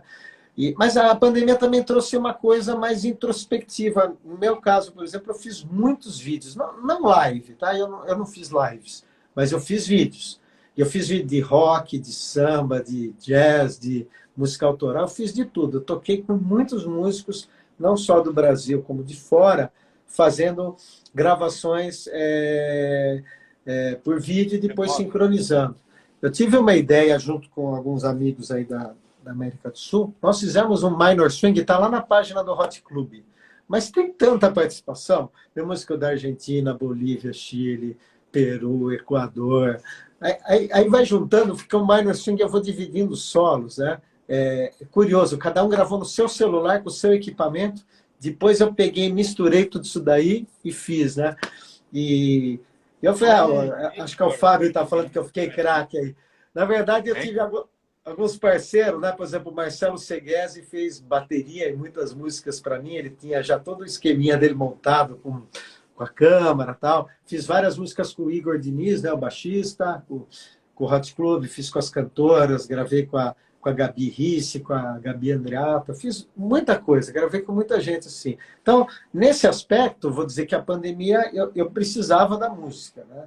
Porque no meu trabalho ele continuou. A gente já trabalhava muito em home office, online, né? No judiciário a gente continuou, mas na parte musical parou, né? Então eu comecei a fazer música à distância, né? Foi uma novidade. Mas não tem nada como música ao vivo, né? Música com a banda junto. Aqui a gente, quando voltou a ensaiar, sabe? A primeira vez que nós tocamos, deu aquela emoção, sabe? Aquele arrepio de estar todo mundo tocar junto, né? Como a gente passou a dar valor a certas coisas que eram muito comuns, né? Assim, sem querer filosofar muito, mas caminhar na rua, tudo mais, mas tocar mesmo, né? O músico gosta de tocar e não sozinho, né? Com outros músicos, né? Então, assim, essa volta, vou dizer que é uma felicidade dupla, porque a gente está muito feliz de ter um projeto reconhecido de uma banda que tem uma estrada já que não é pequena, uma estrada longa, né? O Hot Club desde 2008. Então, nós tivemos o trabalho reconhecido, então isso nos deixa muito felizes. E, por outro lado, tem uma felicidade tamanha de voltar a tocar ao vivo. Tá? Então, o timing parece que tudo acabou funcionando bem. E a gente aproveitou agora, né, em 2021, para fazer o disco. Tinha que gravar, não foi fácil gravar o disco. Vou dizer que não foi fácil, porque tinha que gravar individualmente, tinha que usar máscara, foi complicado, mas o Renatão foi gravando com a gente lá, nós fomos fazendo, né? Então, por exemplo, a Carol Madeira, ela gravou a parte dela lá em Belo Horizonte, né? Ela mandou lá de Belo Horizonte para o vocal. Então, assim, a gente fez muito isso de usar gravações à distância para fazer o disco. Né? O Bina gravou em São Paulo, lá com o Ricardo Cassis, né? Lá em São Paulo, no Estúdio Conexão. Né? Então, foi muito difícil, mas ao mesmo tempo agora a gente está muito feliz, muito realizado, com um disco que está bacana, que já está nas plataformas, com o projeto, né, repetindo, né, o projeto que nós estamos fazendo esses shows, né, para quem não acompanhou, é do PROAC, né? Do meio do Governo do Estado de São Paulo, Secretaria de Cultura e Economia Criativa, né? Que é a produção do Márcio Sartório da Empório. Então, assim, a gente está bem feliz mesmo. É um momento e vai ser muito bom voltar a tocar em Piracicaba e nós vamos tocar no Teatro Lúcio Neto, que também a gente não toca há muito tempo no Lúcio Neto. Nosso primeiro show do Hot Club foi na escola de música. Foi na escola Inés Mari, que eu gosto muito daquele palco, né? Foi o primeiro show em 2008. Mas a gente fez o segundo show, que foi, assim, já com o Legal, né? No quinteto. Depois de um ano de existência, foi no Teatro Lúcio Neto. Depois a gente tocou muito aqui no Engenho, né? Porque os festivais, os shows, agora nós vamos voltar a tocar no Teatro Dr. Lúcio Neto. Também é uma alegria muito grande tocar nesse teatro. Esse teatro tem muita história, tem uma energia muito boa, né? Então vai ser muito bom tocar lá. E aí eu queria saber o seguinte, né? Uma das suas principais obras aí, quero saber, e o Festival de Jazz Manouche de Piracicaba, né? Qual que é o status dele? Vai ter uma nova edição? Quando? Qual que é a perspectiva? Eu sinceramente, eu ainda estou engateando, né, nessa questão. E também a gente está envolvido nesse projeto agora, né, entre final de abril, daí maio, junho e julho. Depois eu vou pensar no festival, mas a gente tem tido uma parceria contínua com o Sesc de Piracicaba. E se tudo for bem, né, porque agora o Sesc também está voltando a fazer os seus shows, né? Então, isso é uma coisa ainda não resolvida, a gente está apresentando lá o trabalho. Talvez nós tenhamos o festival pelo Sesc e gostaríamos muito de voltar a fazer o festival no Engenho. Eu não sei como é que vai ser, ainda nem fomos conversar sobre isso, mas é possível, vai depender das aberturas, né, das coisas, né? Também hoje em dia a gente fica até inseguro em planejar qualquer coisa a longo prazo, né? A gente espera que nunca mais volte esses fechamentos, né? Mas a gente tem assim uma preocupação grande, né? O Fernando está falando, eu não conseguia acompanhar todas as mensagens, mas o meu amigo Fernando está falando da vida, né? Falando da vida, se você me permitir um parênteses, o Hot Club surge por causa do Falando da Vida. Tá? O Falando da Vida é que propiciou o nascimento do Hot Club. Daí você fala, mas como que é essa história? Eu digo o seguinte, em 2007 o Nilman me convida para tocar guitarra num show Beatles lá no Teatro da Unimep. E depois aqui ao vivo no Engenho Central. E aí eu conheço no show, fazendo Beatles, né? Tocando com o meu querido amigo o Richard Gonçalves, o falecido, que foi uma das grandes tristezas da minha vida, foi o falecimento do meu amigo Richard durante a pandemia, né? Que era um cantor incrível. Né? E ali eu conheci, nesse show de rock, né? O show de Beatles, o Falando da Vida era quase que uma big band, né? Porque tinha cello, violino, viola, trompete, trombone, sax, aí, bateria, né? Rogerinho, né? Um monte de músico que a gente conhece, que gosta muito. Bom, aí eu conheci o Eli, o Eloy e o Ricardinho, né? Conheci esses músicos no Falando da Vida. E aí, às vezes, num intervalinho ali, a gente tocando rock and roll, né? O cara puxa um jazz, começa a tocar Georgia Brown, alguma coisa assim. E aí foi assim que eu conheci os meninos, né? Eles me apresentaram o Frank depois, né? O Vagnão. Mas você vê, depois mais para frente, o Grela, Pá Moreno, são músicos que, né, o Legal, foram músicos que tiveram uma importância muito grande para o Hot Club, né? Mas no fim nasceu ali no Falando da Vida, e o Nilman Simões foi uma das pessoas muito importantes na minha vida, né? O Nilman Simões foi ele que me levou a tocar, porque eu já não tocava mais em palcos, né? E acabou o Nilman me convidando para tocar no Falando da Vida e me apresentando esses músicos, né? E eu tive a oportunidade esse ano de encontrar alguns músicos que participaram do primeiro show do Falando da Vida, que fazia Zi, que era a nossa flautista, né, do Falando da Vida, o primeiro show do Hot Club. O Paulo Bandel, do cello, tocou no Hot Club de Piracicaba também, primeiro disco, né? Então a história é meio ligada, né? O Hot Club e o Falando da Vida. Eu quis fazer esse parênteses, lembrando, e também lembrando da Traditional Jazz Band, porque também sem o Sidão, Marcos Mônaco, né, a força que eles deram, não poderia deixar de esquecer. O Fabião está É, falando que ele também colocar fez eu Jazz tocar. Manouche, né? Diga-se de passagem, né? Né? Que é, Henrique? Ele, Desculpa. o Traditional Jazz Band que te colocou no Jazz Manouche, né? Por sinal. Sim, é verdade. Agora, esse parênteses é importante que o Fábio Salem fala aqui. O Fábio trabalhava com a Kika, e quando ele descobriu que eu tinha uma guitarra Fender 1979 sem cordas, ele achou que era um dos maiores crimes que se alguém podia cometer era deixar uma guitarra Fender sem cordas. Né? E ele Eu falou, mas concordo com como ele. que seu marido tem uma guitarra que não tem corda, né? E aí, Aí não é qualquer guitarra, né, meu? Uma Fender 79, né? eu fui comprar as cordas, a Kika me deu um amplificador e eu voltei a tocar em 2000, acho que era 2004, 2003, não me lembro ao certo ano, mas eu coloquei as cordas, voltei a tocar, né? Tocava com o Fábio, a gente tocava Sultas ao Swing, né? São outras histórias, né? Mas foi a volta para a música, né, Henrique? Foi muito, muito bacana, viu?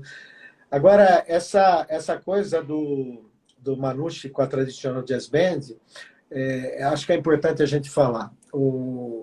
Eles deram uma força e um impulso muito grande para o Hot Club. Entendeu? O Sidão e o Marcos Mônaco, esses dois, e todos os outros membros também, esses foram os caras que acreditaram na gente. Tá? Porque assim, o Eli, o Eloy, o Frank, são músicos já de experiência no jazz.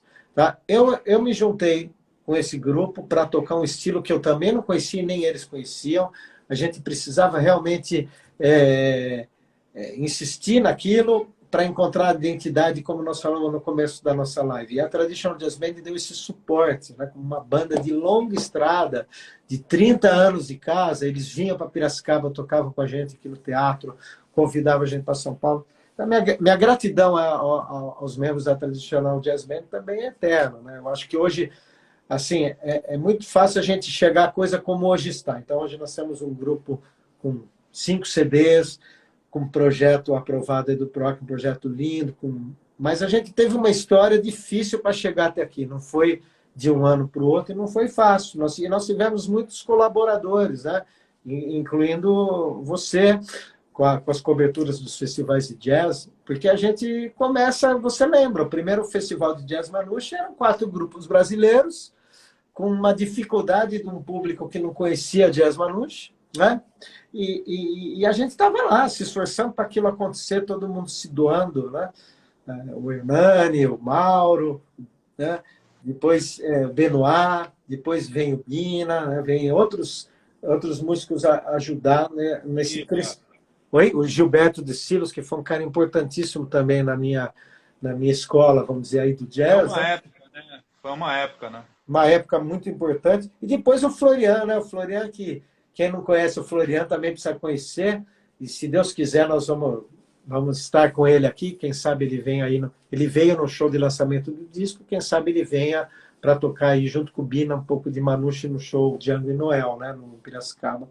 Mas também é um outro músico muito importante, né? O pessoal está perguntando aí do Festival do Jazz, né? Como é que vai ser? E bom, eu quero fazer o Festival do Jazz esse ano, né? Mas eu sei que não é fácil, a gente depende das coisas voltarem para os seus lugares. Então, eu atualmente não vou, eu não tenho muitas expectativas de realizar um grande festival, como eu já fiz em outras vezes, com bastante gente envolvida. Eu vou cuidar desse assunto e tentar fazer, ainda que não seja de tal magnitude como foram em outros anos, fazer um evento menor, mas gostaria muito de fazer o Festival de Jazz.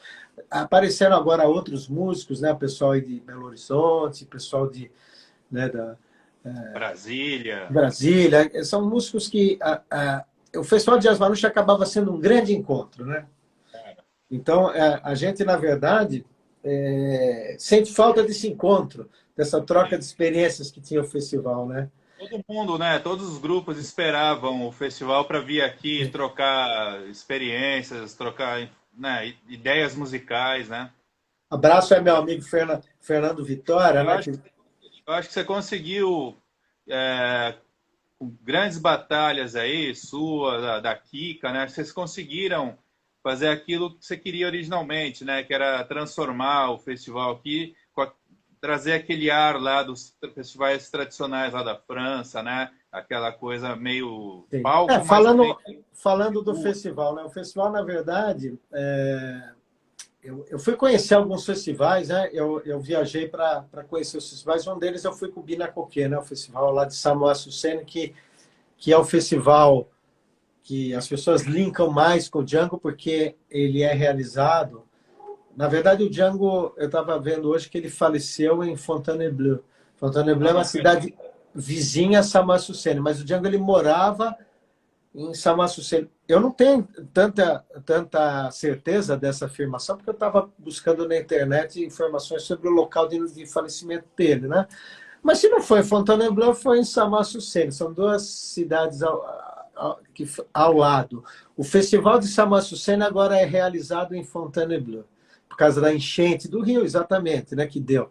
O festival em Samoa-Sucene ele era organizado, né, em, ao redor desculpa, ao lado do rio. Então, quando eu fui com o Bina Coquet lá, o que nós vimos? Nós chegamos lá, tinha um palco grande, né, com uma estrutura super boa, com umas cadeiras e tudo mais. Esse era o palco principal. Então, nós vimos o Stockel Rosenberg, o Birelli Lagrene e o Romani, no mesmo festival. Você imagina o peso desse festival de jazz, né? E aí você tinha um palco menor, que era um palco B, vamos dizer assim, que eu também vi assim, uma banda que eu fiquei imediatamente apaixonado, que se chama Tiabadio. Eu tive o privilégio de ter essa turma aqui, né, nesse palco. E aí você tinha, assim, uma praça de alimentação e depois várias tendas de fabricantes de violão. Mas não era um, dois, eram 10. Sabe? Você ia parando em cada tenda dessa e aí tinha grandes violonistas ali tocando, né? Para você ver como que eram os violões. Então você podia interagir com eles, às vezes até tocar uma música, alguns eram assim bem receptivos com isso, e palheta e corda. Eu conheci, por exemplo, o Dupont, Maurice Dupont, que é um dos maiores fabricantes de violão, e contei que organizava um festival no Brasil, eles achavam muito curioso, né? Porque não sabiam de nenhuma conexão do Brasil com o jazz manouche. E ele estava lá pessoalmente, apresentando as guitarras o captador, né, que a gente muitos usam, né, esse captador, que era um captador igual o Django usava. Aí tinha vendedores lá ali de violões, né, de vários lugares. Eu fiquei assim maravilhado de ver daquele festival, de ver aquilo. Eu imaginei como que seria fazer alguma coisa parecida no Brasil, mas eu não tinha muita ideia se isso daria certo. Nós resolvemos fazer a primeira versão do festival, e foi uma versão fechada, você estava lá. Foi dentro do teatro. Então, como foram mais de 2 horas de música, ficou um pouco cansativo, né, dentro do teatro, né, quase 3 horas. Né, e eu vi que essa fórmula era mais complicada. Para a gente fazer dentro do teatro, a gente tem que reduzir muito o festival. Tem que ser vários dias. Só que aqui no Brasil nós não tínhamos essa tradição, porque lá na França eles fazem 3 dias de festival. Né? Então, aí surgiu a ideia de levar isso para fora, né? Que foi na terceira edição, se eu não estou enganado. Quando a gente abriu o palco do Engenho, em vez de ser para dentro, ser para fora, e aí você coloca aquela área externa, já muda de figura. Eu me lembro das pessoas chegando de bicicleta, sabe, com criança, com cachorro, sentado ali naquele morrinho que fica ao lado do teatro. Isso daí criou o clima do festival ao lado do Rio de Piracicaba, né? Só nós não conseguimos ainda fazer essa tradição de trazer os fabricantes de instrumentos. Então, seria uma coisa que precisaria pensar. Mas nós já fizemos exposição de fotografias, né, do Trivelin. Nós fizemos as jam sessions, né, às vezes no Primo Luiz, às vezes ali depois do show. A gente já fez bastante coisa. E os workshops, o Eduardo Belloni organizou junto com Marquinho Moraes, a gente já fez workshops numa tentativa de levar. Então, o Bruno está falando aqui do Mofato. Sim, eu tenho o Mofato, que é um fabricante lá que o Mauro Albert tem, né, violões dele. Então, ele era uma pessoa que poderia vir trazer a exposição, né? Teria que ver outros fabricantes que teriam esse interesse, né? Seria uma coisa bacana.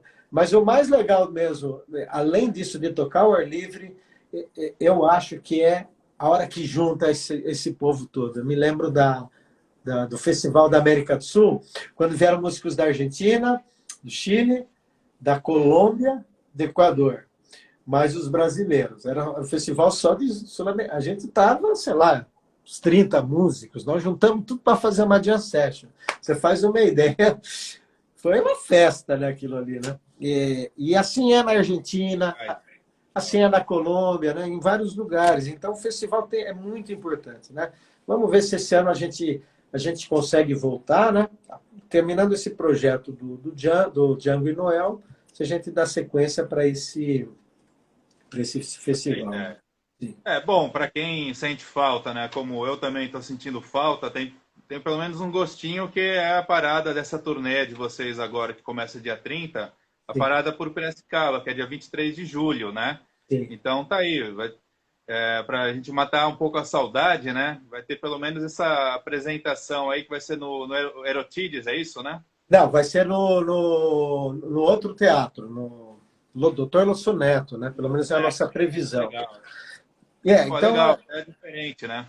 Falando aqui para o pessoal, né? Já meio assim em tom de despedida, né? Lembrando, então, nós estamos falando hoje sobre o projeto do Django e Noel, né? Um projeto do Hot Club de Piracicaba, que foi aprovado pelo PROAC, né? Do projeto realizado pelo governo do Estado de São Paulo, por meio da Secretaria de Cultura e Economia Criativa, né?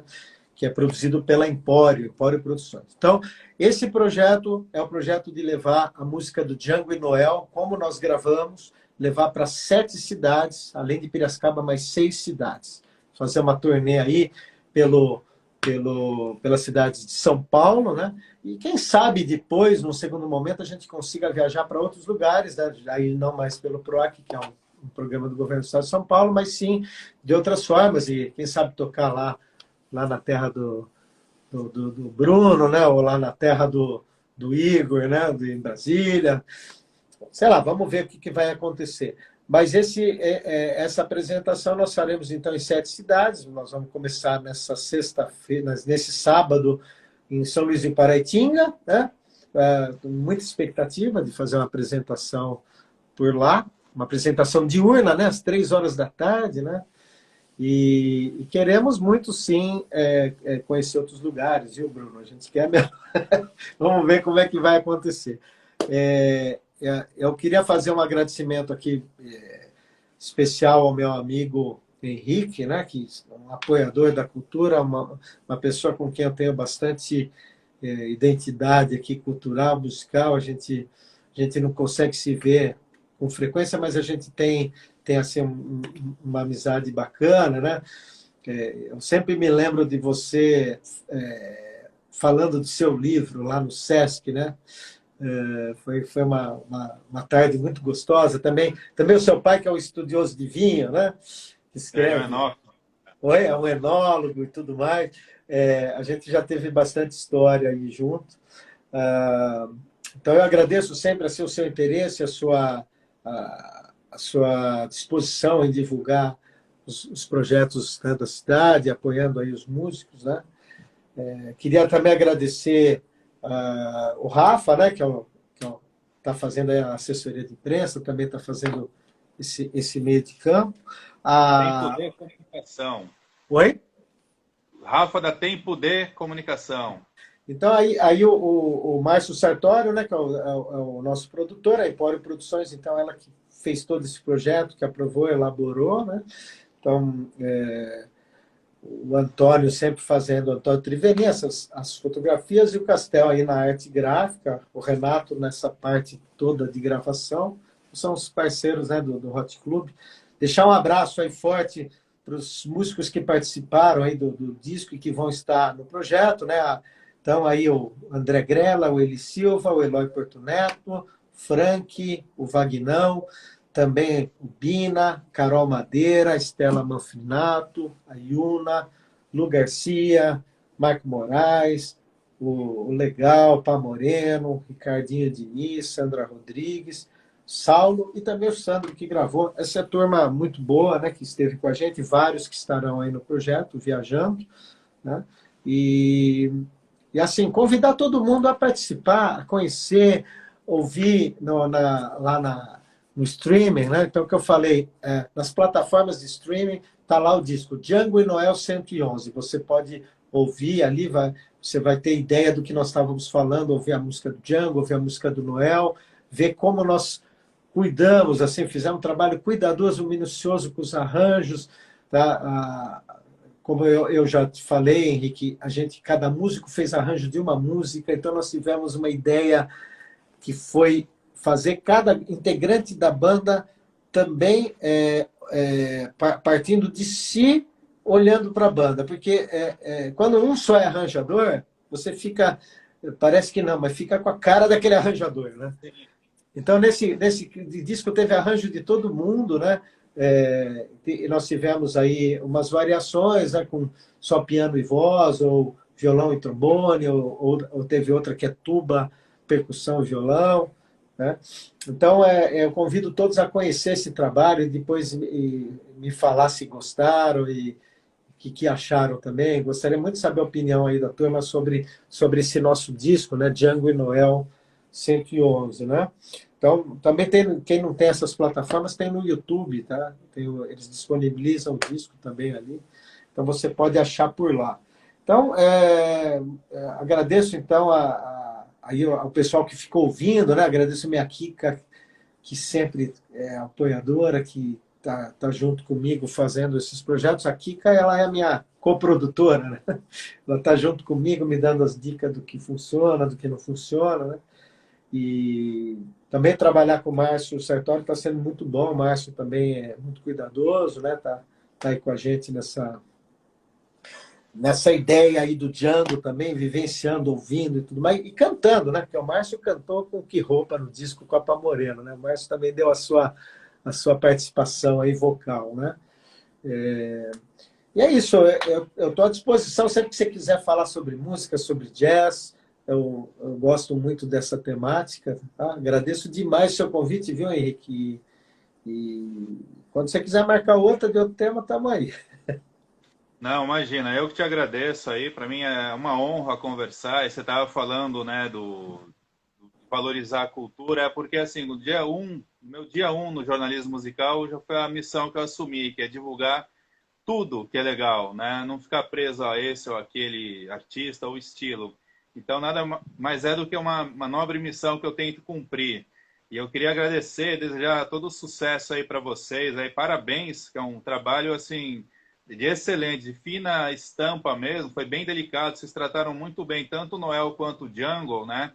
E fizeram um trabalho aí realmente sensível, né? Então, todo sucesso para vocês aí nessa turnê. Parabéns aí pela realização, né?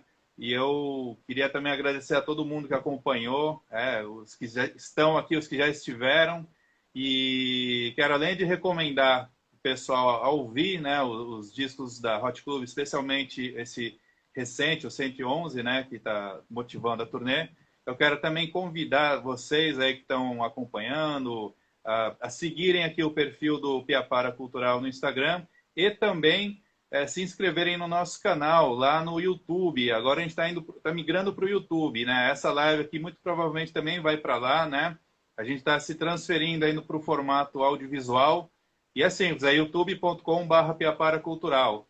Se inscrevam lá que agora a gente vai começar a alimentar com mais e mais entrevistas, e não vai ter só música, vai ter música, cinema, teatro. O que está acontecendo aqui em Piracicaba, a gente vai colocar lá. Então, a ideia é que seja realmente um portal audiovisual para todo mundo que produz e gosta e consome cultura aqui em Piracicaba e na região. E essa live aqui está sendo um dos primeiros materiais já nesse novo formato. Então, eu te agradeço aí mais uma vez pela gentileza, né, de conversar comigo e de dar essas informações. E eu acho que, assim, só instigou mais a gente a querer assistir esse show no dia 23. Infelizmente, não dá para ir a todos os shows, mas eu tenho muita curiosidade, porque o estado de São Paulo não parece, mas ele consome música muito boa, que não seja música mainstream, né? Por exemplo, o São Francisco Xavier, né? é uma cidade também que tem um circuito legal de música, digamos, lado B, sem ser o mainstream, né? Então, eu fico muito feliz que vocês estejam indo para outras cidades, cidades até impensadas, né? E eu É, desejo todo o sucesso do mundo aí, que seja só a primeira visita a essas cidades, que vocês voltem e visitem outras também. Então, obrigado aí a todo mundo, obrigado a você, Zé Fernando. só aproveitar também, que é uma coisa que eu tinha esquecido, né? Quem quiser acompanhar. Ah, o Fabião está falando para eu fazer um só aí, Fabião. Se eu tocar aqui, vou ficar sozinho aqui tocando Django, né? Mas a verdade é o seguinte: esses canais, né, como a gente fala, Instagram, Facebook, YouTube, etc. E tal, são os meios que nós temos hoje de divulgar e com bastante alcance, né, o nosso trabalho. Então, é importante mesmo que haja essas inscrições. Eu também queria aproveitar para fazer a propaganda aqui do Hot Club, né? Então, você pode seguir Hot Club de Piracicaba no YouTube. Nós temos um canal que tem bastante material, muitos vídeos mesmo. É um canal que está bem ativo, tem todo o trabalho do Django Noel em vídeo. Então, tem outros aí, tem o Edu Belloni, tem vários que tocaram com a gente aí, Traditional Jazz Band, né? Então, vale a pena vocês visitarem lá o canal Hot Club de Piracicaba, né, no YouTube. Também no Instagram, tá? Também é o mesmo nome, Hot Club de Piracicaba, e no Facebook também, a página Hot Club de Piracicaba. Nesses canais nós estamos divulgando as agendas, né, dos shows, estamos divulgando todo o material. Além disso, nas plataformas de streaming, também você pode procurar como Hot Club de Piracicaba, que tem os discos, né, da banda, ou o meu próprio, Fernando Seifert. Então, tem os 2 discos que eu gravei em Nashville, com o Hot Club de Nashville. Né? Então, tem o Nashville Sessions 1 e o Nashville Sessions 2, né? Foi gravado em Nashville com o Richard Smith. E então, também a minha visão do jazz manouche um pouco em crossover com o country, né, com o bluegrass. Então, quem tiver interesse, tá, para conhecer um pouco mais. Agradeço aí o comentário também da minha amiga Miriana, né, que escreveu, e de fato tem um amor pela música. Eu ficaria horas aqui falando de música e de quanto eu gosto disso. E assim, eu gosto de todos os estilos musicais. Eu toco rock, toco jazz, toco samba, e gosto de tudo. Eu sou realmente. Eu falo que eu não sou músico profissional, né? Que eu sou músico amador, e o meu amigo Sidão fala que eu sou um amador da música, né? Porque eu gosto demais. Isso agora. É um amador, você ama música, né? E gosto muito de falar sobre música e de fazer debates, assim.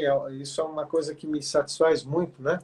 Então, assim, é um prazer estar nessas lives assim, ou nesses encontros. E eu acho, Henrique, até que fica lançada até uma proposta que a gente deveria pensar no festival de fazer um workshop, como a gente já pensou em outras vezes, falando mais sobre o jazz manouche, trazendo as pessoas aí. Tem vários que estão aí na estrada lecionando, né? Com meu amigo Mauro, Benoit, que são professores há muito tempo já, e que podem falar né, da história, da música, e contar para a gente, você também que conhece bastante. Então, a gente poderia pensar seriamente de fazer não só um workshop do músico ensinando, né, que a gente já fez isso, né, mas com o Richard Smith, com o Robin Nolan, eles trazem. Mas a gente também fazer essas rodas de conversa, né? Isso seria muito legal mesmo, né, de fazer. Né? Não, a ideia não só está aceita, e vamos conversar sobre isso, como eu já até ia te fazer um convite aqui, já que hoje já está, a gente já se estendeu bastante, mas a gente pode fazer uma primeira experiência quando, pouco antes do show aqui em Piracicaba, da turnê, a gente se encontra, você apresenta os violões aí que você usa, e aí você explica um pouco dos violões, Sim. boca em forma de D, boca, né? Vou fazer isso sim, eu vou com o maior prazer, e aí eu vou dar essa palhinha aí. Aí eu vou mostrar pro Fabião e pro Fernando que dá para tocar rock também no violão Manouche, que é um violão muito versátil. Com Gibson plugado em Marshall, né? Ó, brincadeiras à parte, o Robin Nolan gravou um disco que é só com composições de AC/DC, né? Com crossover Jazz Manouche, eu tive também uma honra tremenda. Eu acompanhei o Robin Nolan nesse projeto, né, desse disco da AC/DC, que nós tocamos lá no Sesc Consolação. Então, esse show ele está disponível, né, no YouTube. Você pode achar lá do Sesc Consolação, que é o Robin Nolan tocando temas de rock, né, AC/DC, em Jazz Manouche. Eram 3 violões e um baixo. Tá? Então, a gente acabou não falando muito do rock, porque eu adoro rock também, né? Minha origem é tocar Beatles, é tocar rock and roll, né? E a gente acabou falando do samba com o Jazz Manouche, mas se a gente começar a falar também do rock com o Jazz Manouche, né? Então o Robin Nolan é o exemplo, ele está fazendo agora George Harrison, né? Vários temas, né? Ele aqui no Brasil ele tocou And I Love Her, né? Tocou temas dos Beatles, mas também tem esse crossover bacana com o rock, né? Mas é isso aí. A gente falou de samba, mas também teve a parceirinha Black Sabbath, né? Então, isso, é verdade. Rock aí. Agradamos o Fabião aí. E o Fernandão. Ainda não rolou Gibson no Marshall, mas falta pouco, né? Falta pouco. É isso aí. Obrigado, viu, Henrique? Obrigado a turma aí. Obrigadaço mesmo. Obrigado a todos que ficaram aí assistindo e comentando. Agradeço muito e até a próxima aí, o próximo encontro para a gente falar mais desse assunto que a gente ama tanto, né? Boa noite para todo mundo. Então, reforçando, pessoal, fica o convite para vocês se inscreverem no canal do Piapara Cultural no YouTube e do Hot Club de Piracicaba também no YouTube. É fácil, é youtube.com/Piapara Cultural e /Hot Club de Piracicaba, é isso? É isso aí. Então, beleza, gente. Obrigadão aí por terem acompanhado todo esse tempo, o papo foi muito legal. Pena que dá vontade de ficar conversando aqui, mas a gente tem outros afazeres, né? É isso aí. É sempre bom conversar com vocês, Fernando. Obrigadão aí. Obrigado você também. Boa noite, pessoal. Tudo de bom. Tchau, boa noite.